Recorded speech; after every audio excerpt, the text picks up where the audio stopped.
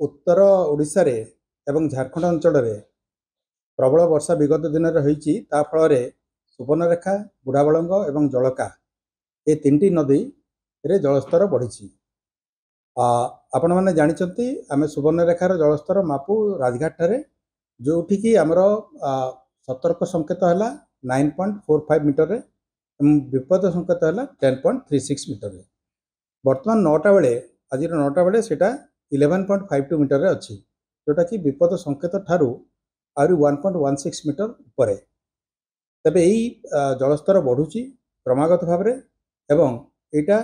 दिन 12टार 11.7 मीटर हम बोली आकलन कर यहाँ को धीरे धीरे तार जलस्तर कमबार नहीं आमर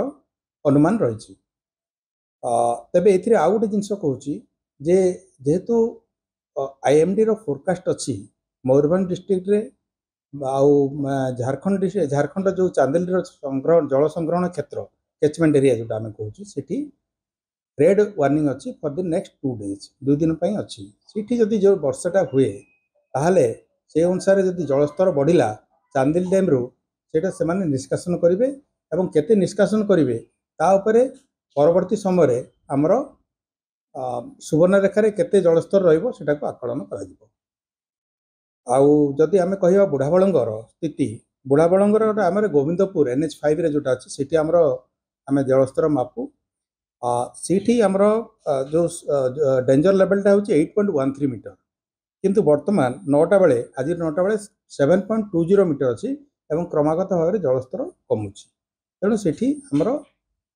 आगामी दिन में जदि वर्षा न हुए से जलस्तर आहरी कमिज। आउ जदि जलका कथा कहवा ताले मोथानी रे आमे जोटा ताकू मापुचु सेठी आमर 6.5 मीटर है डेंजर लेवल आउ वर्तमान आमर 6.84 मीटर अच्छी एवं यही जलस्तर धीरे धीरे कमुची। तेणु बालेश्वर रे आमर जड़े ये जो बन्या परिस्थिति सृष्टि से आमर जड़े सर्वोच्च जंत्री एवं जड़े मुख्य जंत्री सेठू जाइछंती सेठिकार जे मुख्य जंत्री अच्छा प्लस अधीक्षण जंत्री मैंने अच्छा एवं अतिरिक्त मुख्य जंत्री मैंने अच्छा से माने सबू क्षेत्र परिदर्शन अच्छा सबू तुआ से माने ये सबू माने केमती ताकू फ्लड मैनेजमेंट करा बैठक कर जिला प्रशासन को सजग कराई क्षेत्र अधिकारी मैंने क्षेत्र बुलूंट एवं सबू प्रकार संभाव्य परिस्थिति मुकाबला प्रस्तुत अच्छा।